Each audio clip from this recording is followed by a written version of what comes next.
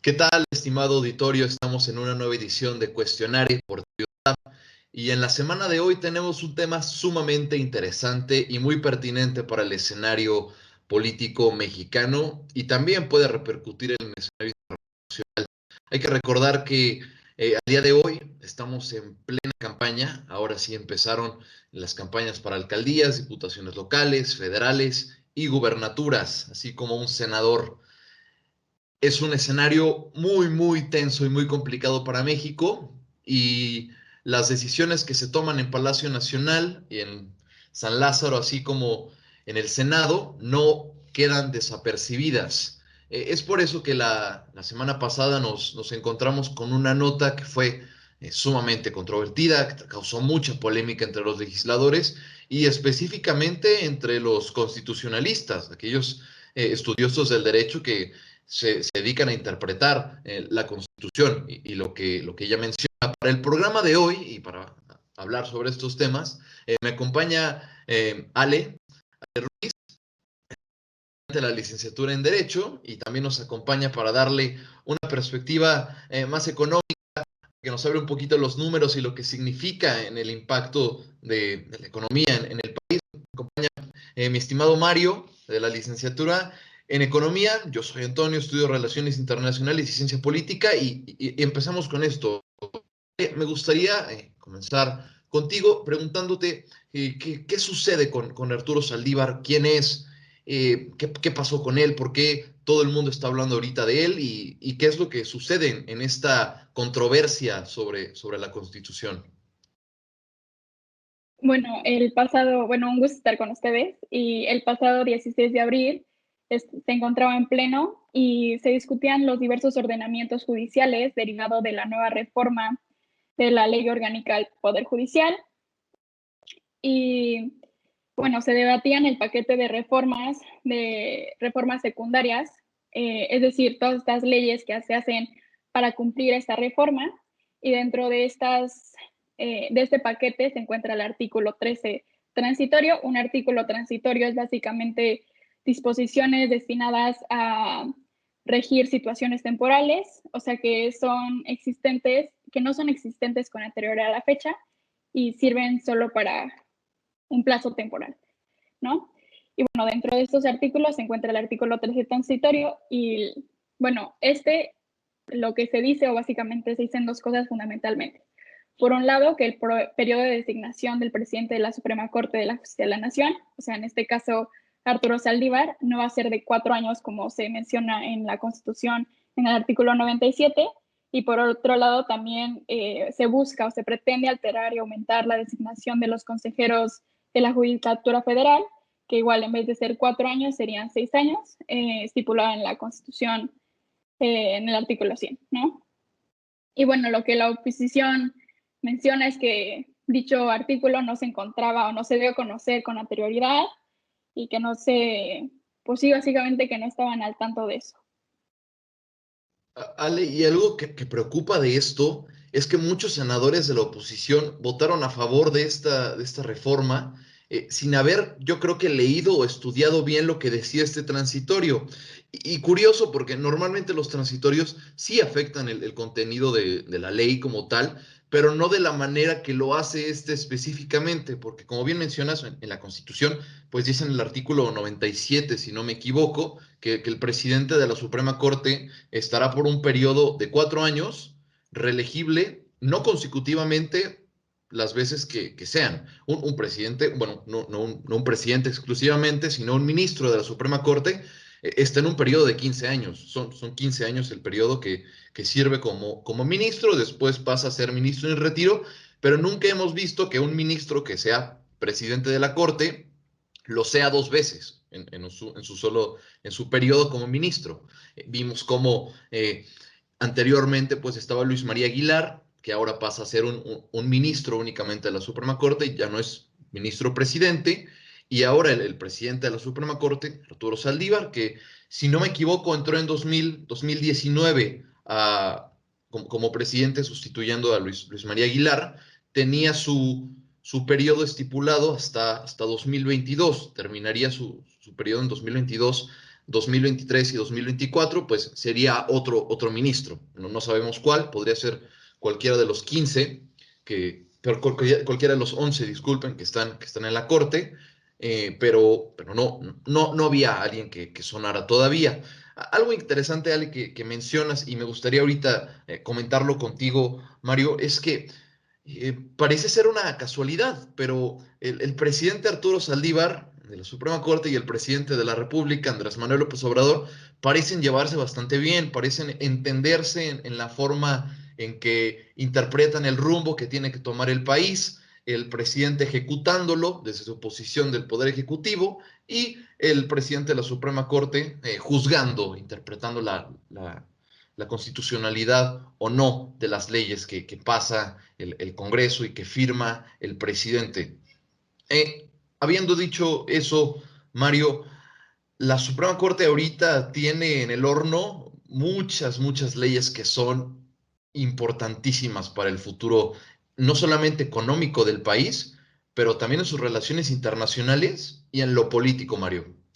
Así es, Toño. Ale, un gusto saludar también a todo nuestro auditorio.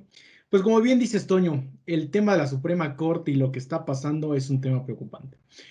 Todo el mundo esperaba que el ministro Saldívar, por haber sido propuesto por el presidente Calderón, pues iban a tener ciertas rencillas, pero ¿cuál es la sorpresa? Que no, realmente comparten una visión del mundo, de México, y los dos se han mostrado muy amigables, ¿no? No se ha visto una separación tan fuerte entre el Poder Judicial y el Poder Ejecutivo como se ha visto en los sexenios anteriores, ¿no? Y hay que recordar también, Toño, de que esta amistad, pues es preocupante, considerando que también el presidente ya nombró 3 ministros de la Suprema Corte. Y de esos 3 ministros, 2 han sido dos propuestas muy controversiales, con Ríos Farjad, que fue la jefa del SAT, y Esquivel Moza, que es la esposa de uno de sus contratistas, De y que no Riobó. mostraron, Sí. de Riobó, y que no mostraron también en su momento de las ternas el conocimiento suficiente para estar en estos puestos. A diferencia del ministro González Alcántara, que él pues tiene también experiencia, pero pues bueno, esta relación que estamos viendo que está teniendo el poder ejecutivo y el poder judicial es una relación que se está viendo muy cercana. Y hoy en la mañanera, bueno, hoy lunes vimos en la mañanera, en el cual el presidente Andrés Manuel celebra que se haya hecho esta ampliación de mandato, porque él es un hombre moral, es un hombre que también ve el cambio de este país, que también observa la transformación.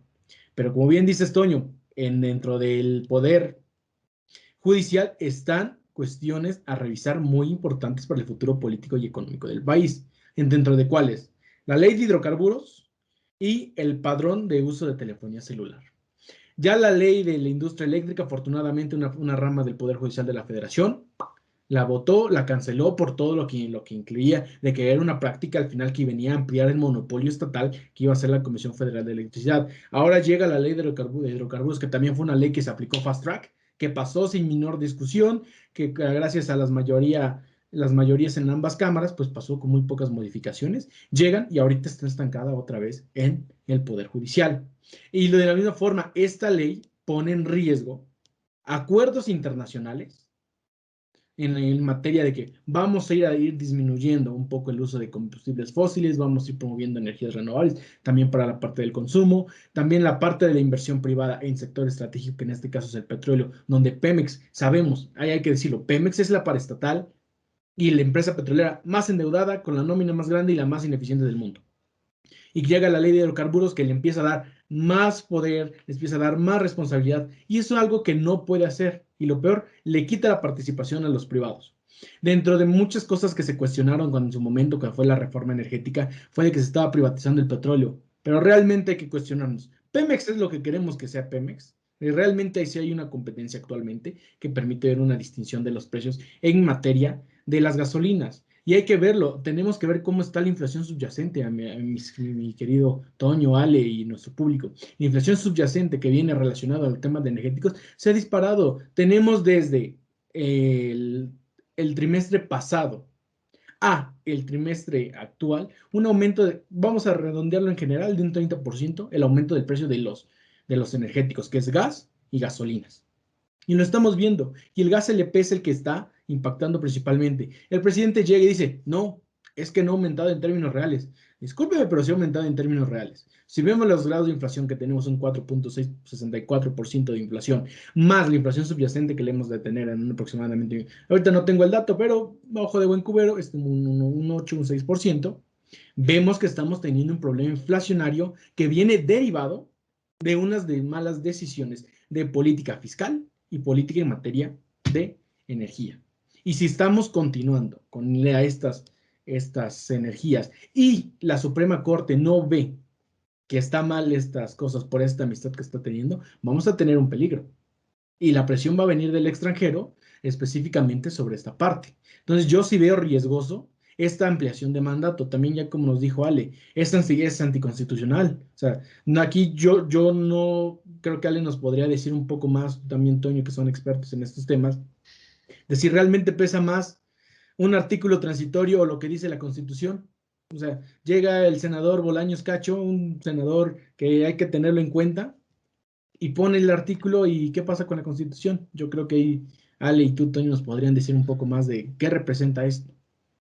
Sin duda, Mario, creo que lo que dices es muy pertinente. El año pasado, ya me corregirás, tuvimos una inflación aproximadamente 3.5%, casi al 4%, creo que no llegamos, pero fue una inflación sana que el Banco de México dijo que era lo que se esperaba de las condiciones que hubo en el año 2020 y que a diferencia de países como, bueno, evidentemente Venezuela, que tiene un desastre en términos fiscales, pero Argentina tuvo una inflación muy alta, del casi el 70%.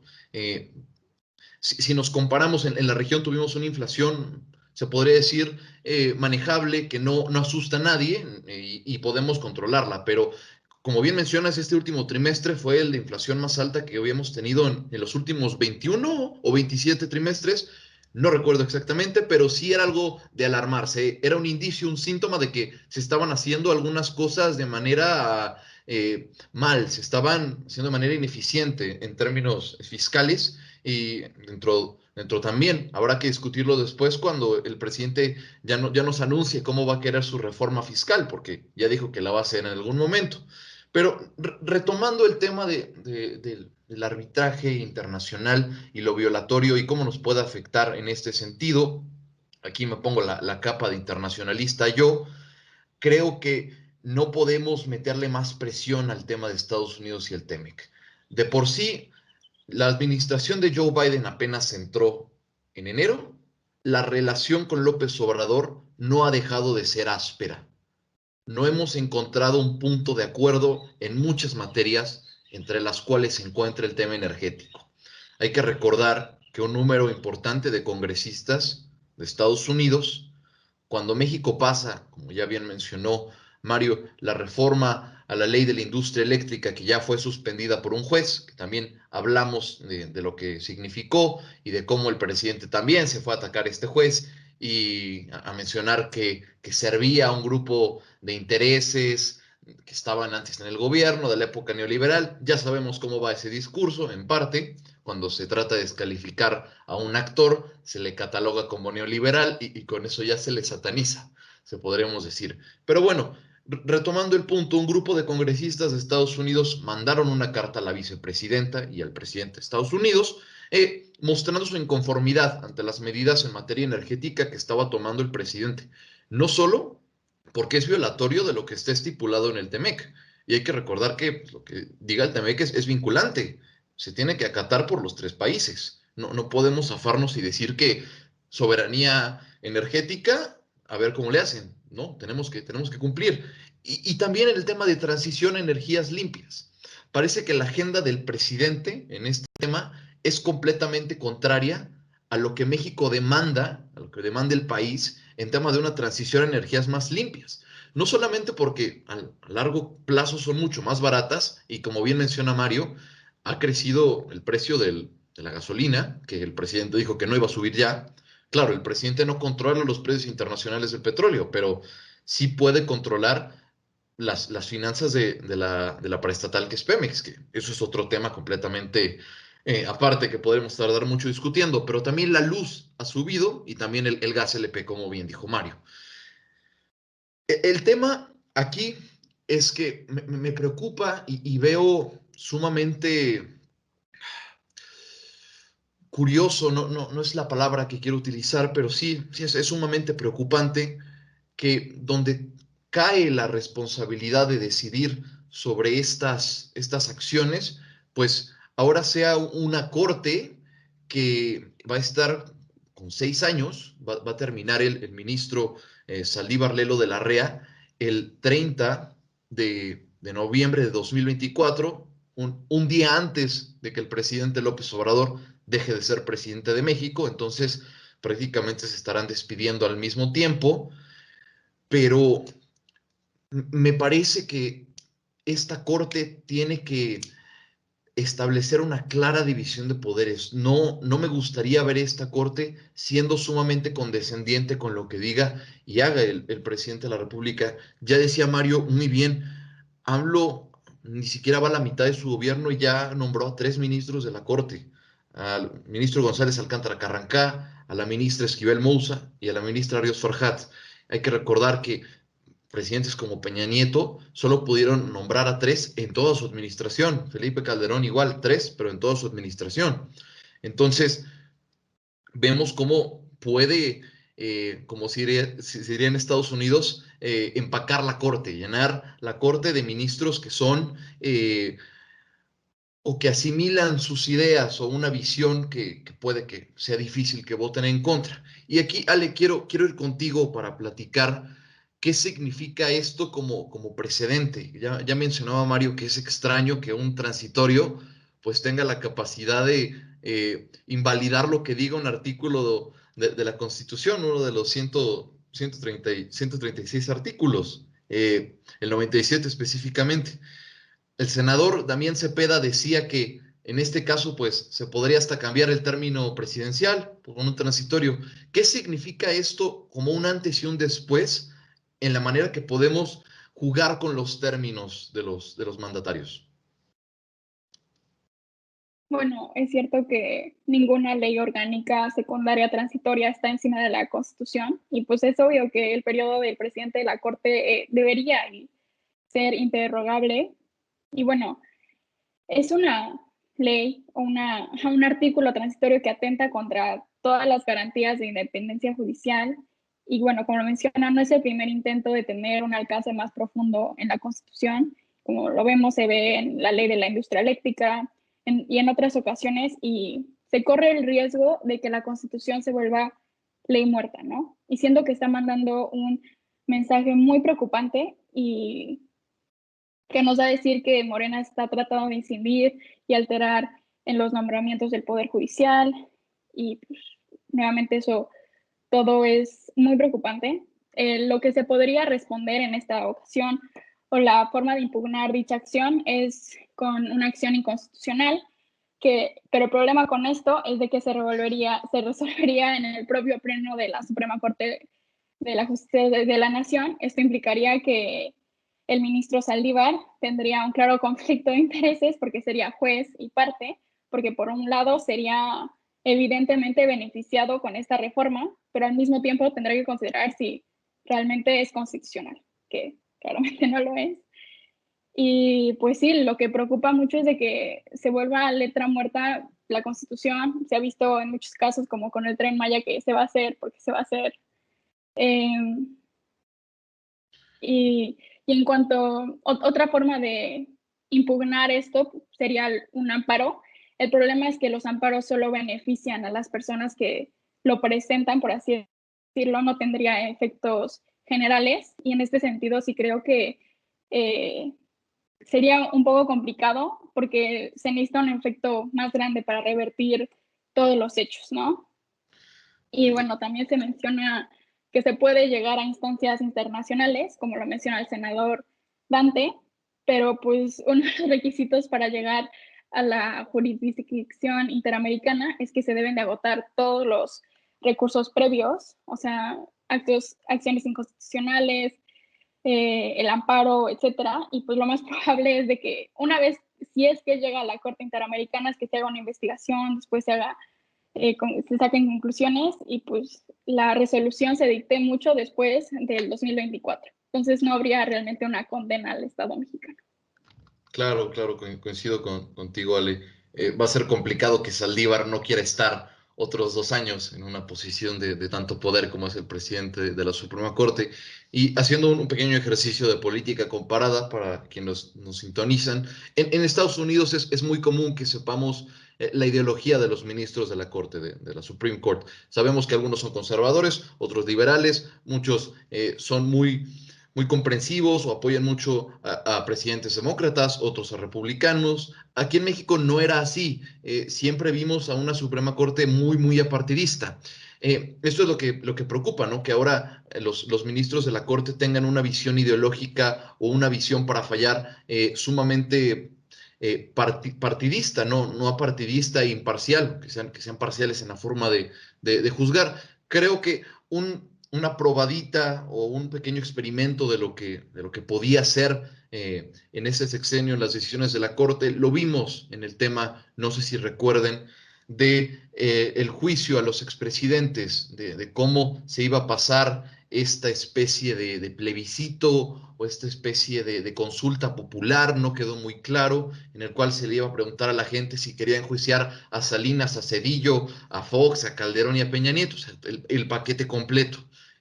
La Corte, al final, con una votación muy reñida y también muy polémica, decidió que sí era constitucional hacer esta consulta a los expresidentes. Y lo que podemos identificar es que por lo menos hay 5 ministros que están muy de acuerdo con lo que diga el presidente. Y en este caso, pues ya habíamos mencionado Esquivel Moussa, Ríos Farjat, González Alcántara Carrancá, Saldívar, lo de la Rea, el presidente, y el ministro Antonio Ortiz Mena, que son 5 de los 11. Los otros 6, hay 2 que pueden cambiar su voto. El ministro Franco González Salas votó a favor de esto, pero los otros, Pérez Dayán, Pardo Rebolledo, Luis María Aguilar, no sé si estoy fallando en alguno o estoy omitiendo otro, pero el punto es que parece que estamos en una corte muy dividida.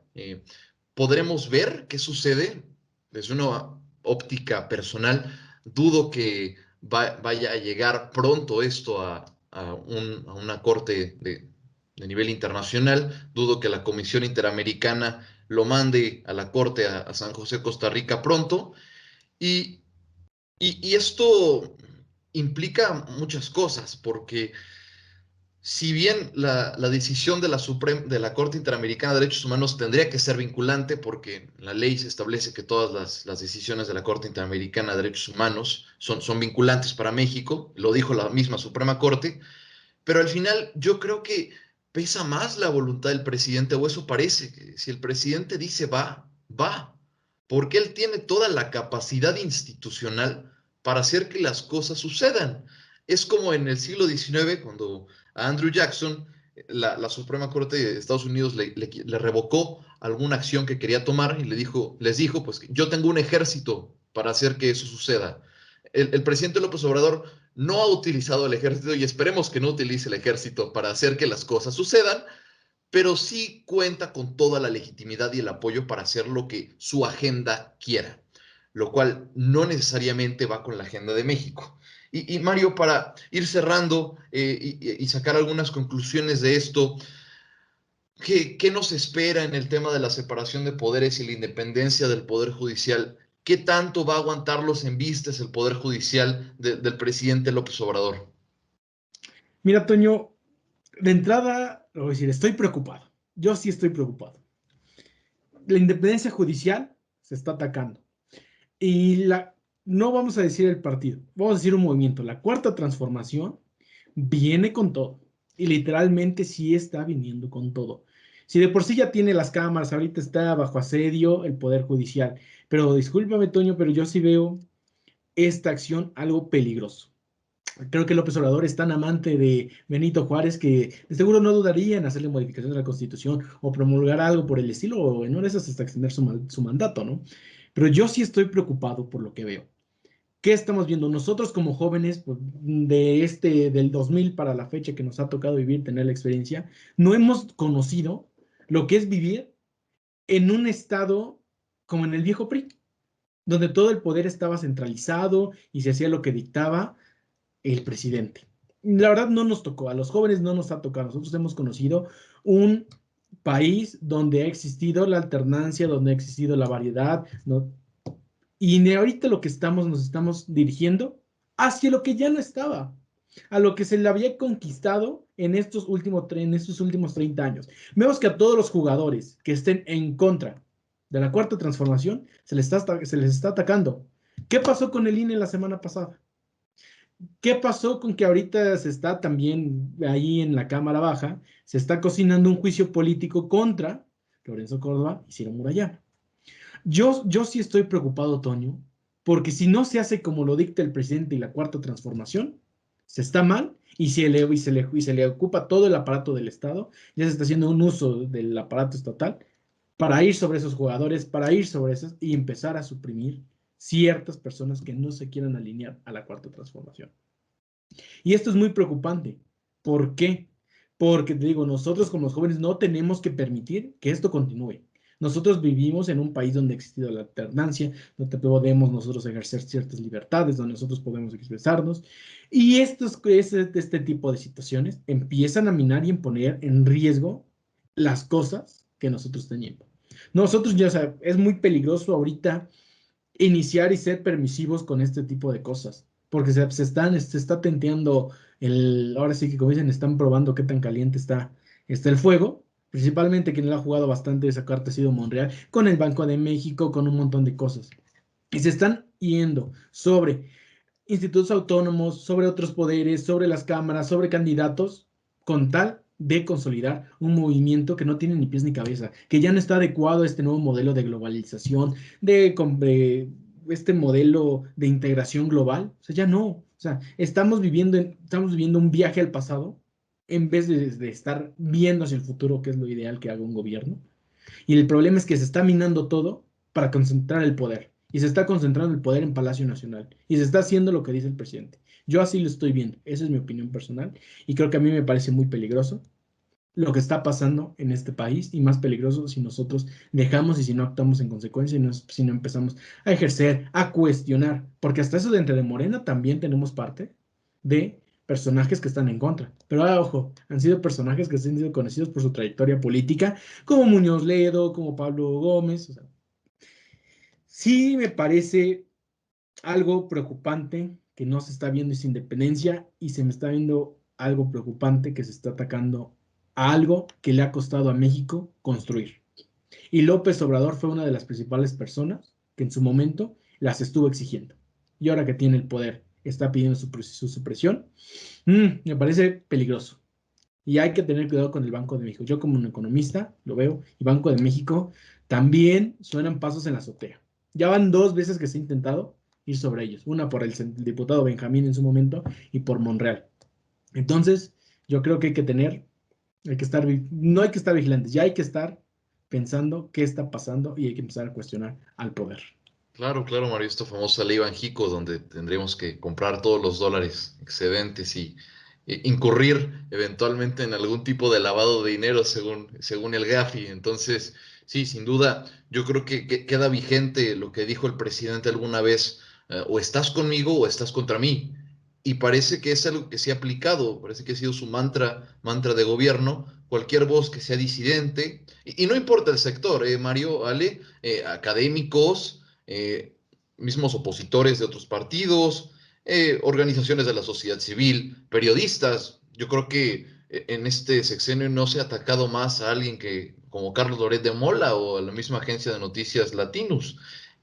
Yo no recuerdo haber visto eso, ni cuando fue aquel famoso caso de censura a Carmen Aristegui, que presuntamente fue por decir que el presidente era alcohólico.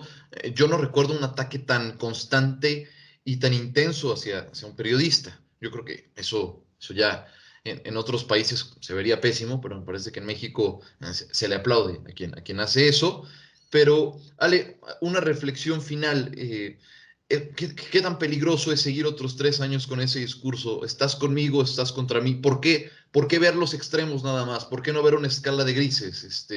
¿Qué puede significar esto?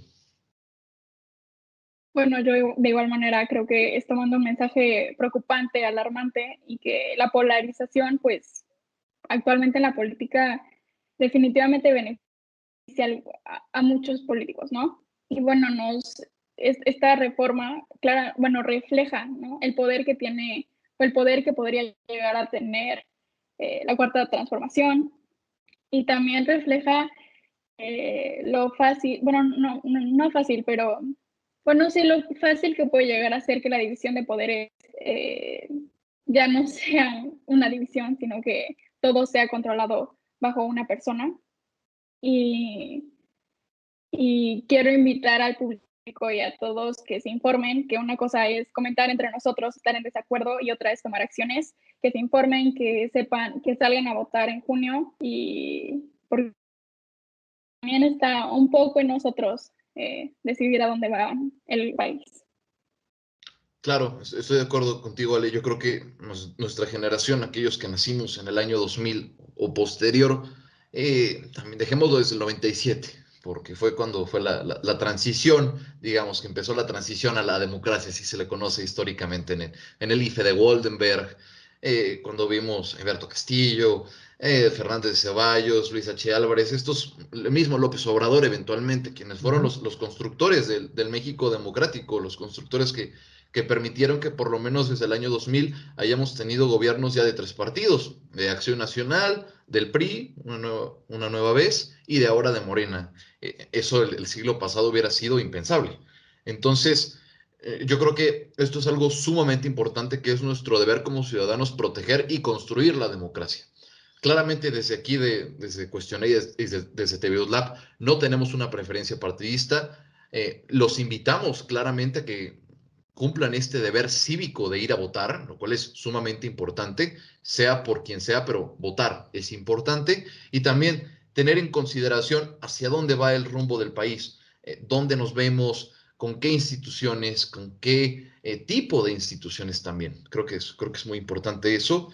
Y finalmente, les agradecemos que nos hayan sintonizado. Los esperamos aquí la próxima semana con un tema nuevo en Cuestionario por TV Lab. Muchas gracias.